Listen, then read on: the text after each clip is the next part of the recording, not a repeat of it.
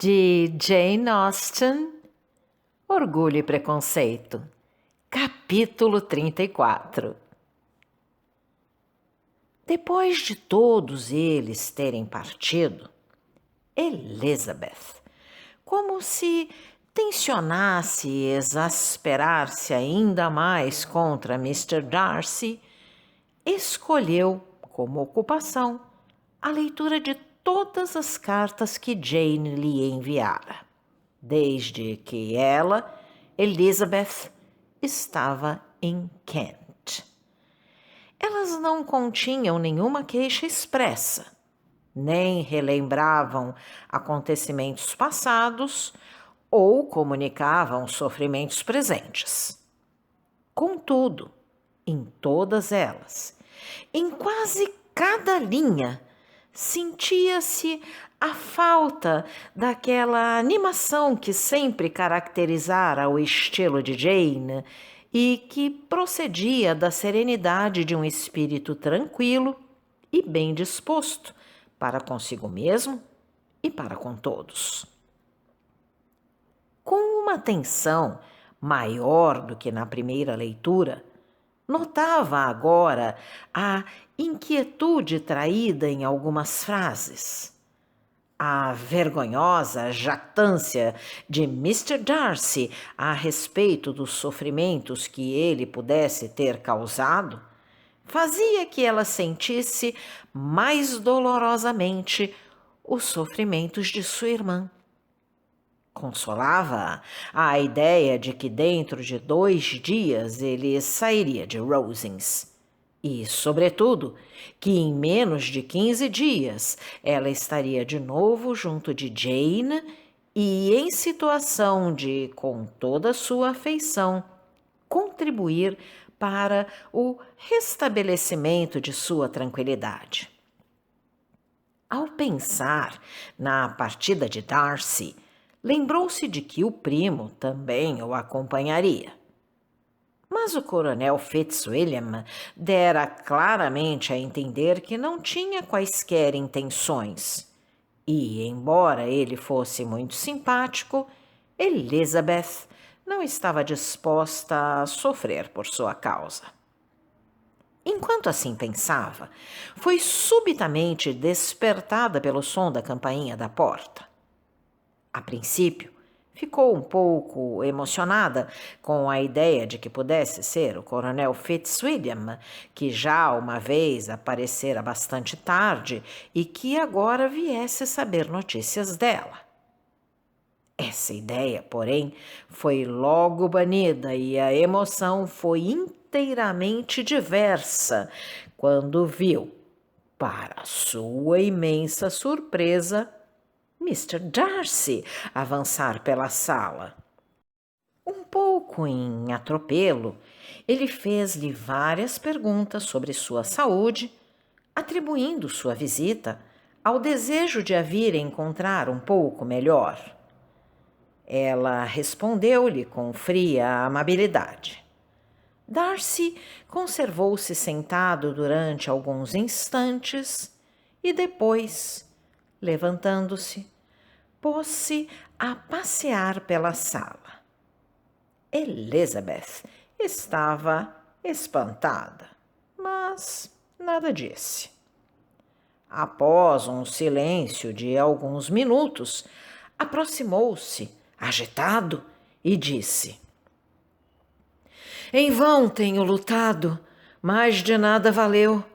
Meus sentimentos não podem ser reprimidos, e permita-me dizer-lhe que a admiro e a amo ardentemente.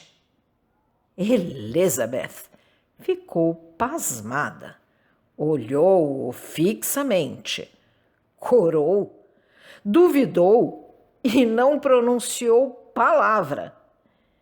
Mr. Darcy viu nisso um encorajamento e fez-lhe a confissão de tudo o que ele sentia e desde quando ele o sentia. Ele exprimiu-se bem, mas através de suas palavras, outros sentimentos podiam ser percebidos além dos do coração. E ele não falava com maior eloquência de sua ternura do que de seu orgulho. O sentimento da inferioridade de Elizabeth, do rebaixamento que aquele amor representava, os obstáculos da família, que a razão sempre opusera à inclinação, foram descritos com um ardor que provinha do triunfo de sua afeição, mas que recomendava pouco as suas pretensões. Apesar de sua profunda antipatia, Elizabeth nunca poderia permanecer indiferente à paixão de tal homem. E, embora as suas intenções a tal respeito não mudassem por um só instante que fosse, a princípio sentiu compaixão por se ver obrigada a decepcioná-lo. Mas, ressentida de novo com tudo o que ele a seguir lhe disse, ela perdeu toda a compaixão em sua cólera.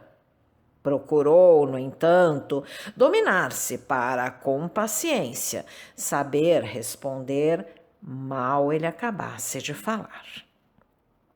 Ele concluiu descrevendo a força de sua afeição, que, apesar de todos os seus esforços, não conseguira dominar, e exprimiu sua esperança de ver essa afeição recompensada pela aceitação de Elizabeth. Elizabeth percebeu, assim, que ele não duvidava de que sua resposta fosse positiva. Ele falava com apreensão e ansiedade, mas em seu rosto transparecia a certeza. Tal atitude só a exasperava ainda mais, e quando terminou, o sangue subiu ao rosto de Elizabeth, que lhe disse: em casos como este, creio que é costume exprimir a nossa gratidão pelos sentimentos que nos são confessados, qualquer que seja a incapacidade de os retribuir. É natural o sentimento de obrigação.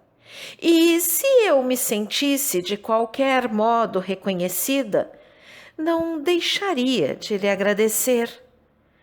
Mas nada disso me é possível. Nunca desejei sua boa opinião, que, aliás, o Senhor me confere contra sua vontade. Custa-me decepcionar alguém.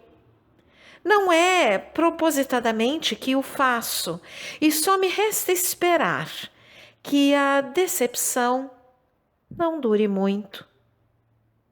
Os sentimentos que, segundo o Senhor me disse, o impediram durante muito tempo de reconhecer seu amor, hão de socorrê-lo facilmente após a presente explicação. Mr. Darcy, que estava apoiado contra a cornija da lareira, com os olhos fixos no rosto de Elizabeth, pareceu receber a comunicação dela com um ressentimento não menor do que sua surpresa. Seu rosto tornou-se pálido de cólera, e a perturbação era visível em cada um de seus traços. Lutava por aparentar serenidade e não ousava pronunciar-se sem que o tivesse conseguido. A pausa era insuportável para Elizabeth. Finalmente, em uma voz que ele esforçava por manter calma, disse: Eis a única resposta a que eu tinha direito e com a qual tenho de me contentar. Desejaria, talvez, ser informado da razão por que me rejeita assim, sem a menor tentativa de delicadeza de sua parte. Mas não tem importância. Também eu poderia perguntar, replicou ela, por que, com um intuito tão evidente de me ofender e insultar, resolveu o Senhor dizer-me que gostava de mim contra sua vontade, contra sua razão e mesmo contra seu caráter? Não é essa desculpa suficiente para minha falta de cortesia?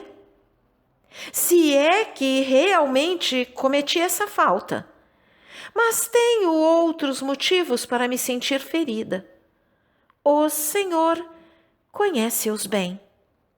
Se acaso meus sentimentos não me indispusessem contra o Senhor, se eles lhe fossem indiferentes ou mesmo favoráveis, está convencido de que qualquer consideração me inclinaria a aceitar um homem que arruinou talvez para sempre a felicidade de minha irmã querida?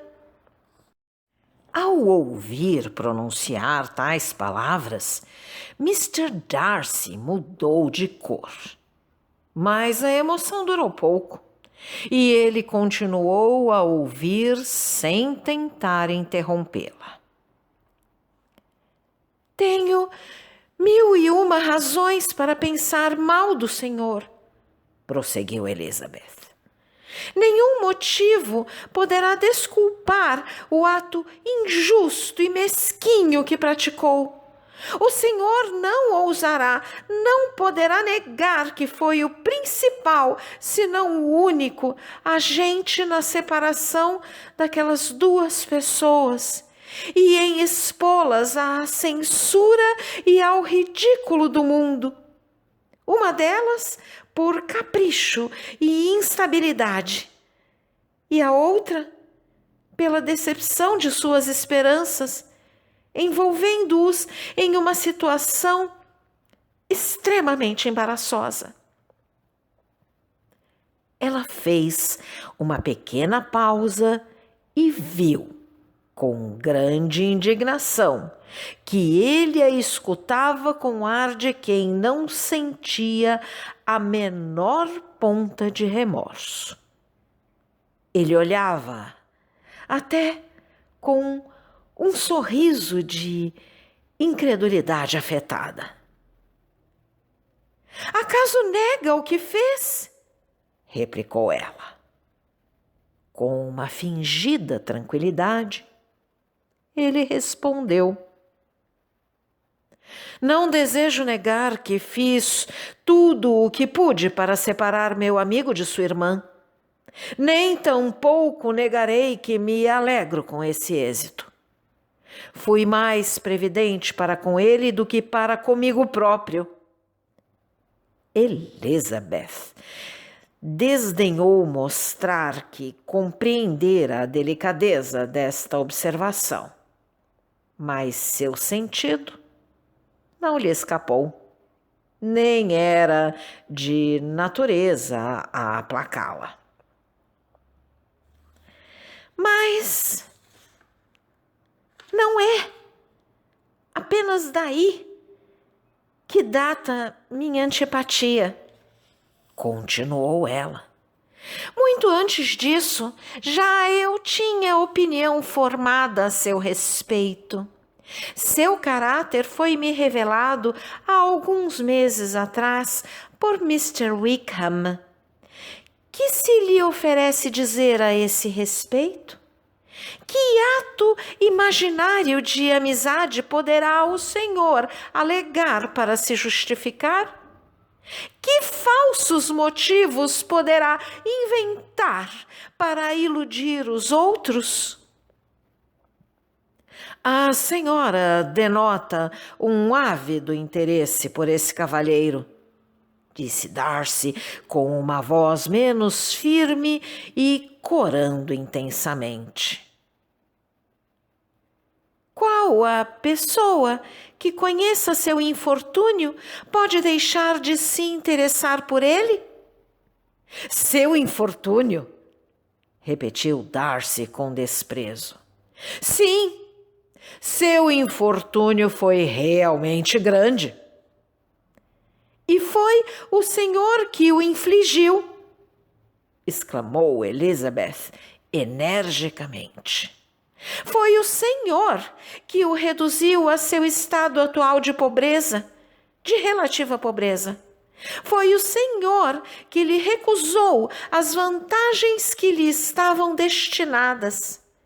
Privou-o, durante os melhores anos de sua vida, da independência a que ele tinha direito, e aquela que, aliás, merecia. Tudo isso o senhor fez e atreve-se agora a ouvir o relato de seu infortúnio com desprezo e ironia. É então essa a opinião que tem de mim, exclamou Darcy, caminhando agitado pela sala. É esse o valor que me dá. Agradeço-lhe por se ter mostrado tão explícita. Minhas faltas, tais como as descreve, são realmente pesadas. Mas quem sabe, acrescentou ele, detendo-se em seu passeio e voltando-se para ela, se essas ofensas nunca teriam sido reveladas, se eu não tivesse ferido seu orgulho ao confessar-lhe com toda a sinceridade os escrúpulos que durante tanto tempo me impediram de tomar uma resolução. Poderia ter evitado as suas amargas acusações se me tivesse mostrado mais hábil, escondendo-lhe minhas lutas e fazendo crer que era movido por uma inclinação a que nada se opunha, nem a razão, nem a reflexão, nem qualquer outro motivo. Mas eu odeio toda essa espécie de fingimento. Nem tampouco me envergonham os sentimentos que lhe exprimi. São naturais e justos. Esperava que eu me felicitasse pela inferioridade de seus parentes? Ou que me alegrasse com a perspectiva de me relacionar com pessoas de condição tão decididamente inferior à minha? Elizabeth sentia sua cólera crescer a todo momento. Contudo, esforçou-se por responder serenamente. Está enganado, Mr. Darcy. Sua atitude apenas me poupou algum sentimento de compaixão que eu pudesse alimentar ao ter de recusar seu pedido. Se ele tivesse sido feito de uma forma mais cavalheiresca. Ela notou como ele se sobressaltara ao ouvir tais palavras. Mas Mr. Darcy nada disse e ela continuou. Eu o teria recusado de qualquer modo. Nada me persuadiria a aceitá-lo. De novo, seu espanto se tornou evidente. Ele olhou-a com incredulidade e mortificação. Ela prosseguiu. Desde o princípio, desde o primeiro instante em que o vi, posso afirmá-lo, que as suas maneiras me convenceram de que era um homem arrogante, pretensioso e devotando a maior indiferença pelos sentimentos dos outros. Essa impressão foi tão profunda que constituiu, por assim dizer, o alicerce sobre o qual os acontecimentos subsequentes elevaram uma indestrutível antipatia. E ainda não o conhecia há um mês e já estava convencida de que seria o Senhor o último homem no mundo com quem me convenceriam a casar. Não precisa acrescentar mais nada, minha senhora. Compreendo perfeitamente os seus sentimentos e nada me resta senão envergonhar-me dos meus. Perdoe-me ter tomado o seu precioso tempo e aceite meus mais sinceros votos de felicidade. E com essas palavras, ele abandonou apressadamente a sala e, após alguns minutos, Elizabeth ouviu-o abrir a porta da frente e sair. O tumulto em seu espírito tornara-se agora insustentável. Incapaz de se manter de pé, deixou-se cair sobre uma cadeira e chorou durante meia hora. Sua surpresa aumentava a cada recordação do que se passara. Recebera uma proposta de casamento de Mr. Darcy. Há vários meses que ele estava apaixonado por ela e amava-a tanto que desejava desposá-la, apesar de todas as objeções que tinham contribuído para que ele impedisse o casamento do amigo. Era agradável saber que ela tinha inspirado uma afeição tão forte. Mas a piedade, que por momentos a ideia de tal paixão suscitara em Elizabeth, foi imediatamente sufocada pela do orgulho de Mr. Darcy, seu abominável orgulho, pela cínica confissão de sua atitude para com Jane, sua imperdoável tranquilidade ao reconhecer o que tinha feito, embora não o pudesse justificar, e pela maneira desapiedada com que se referira a Mr. Wickham, sem que tentasse negar a crueldade com que o tinha tratado. Essas agitadas reflexões prosseguiram, torturando-a, até Elizabeth ouvir o ruído da carruagem de Lady Catherine, com o que correu para seu quarto, pois não se sentia em condições de enfrentar a perspicaz atenção de Charlotte. Obrigada pela audiência. Se você gostou deste áudio, por favor, deixe seu like, compartilhe, deixe também seus comentários. E não esqueça de se inscrever no canal e ativar o sininho. Assim, toda vez que nós colocarmos um novo vídeo, você será avisado. Não deixe a leitura para depois. Um grande abraço e até a próxima!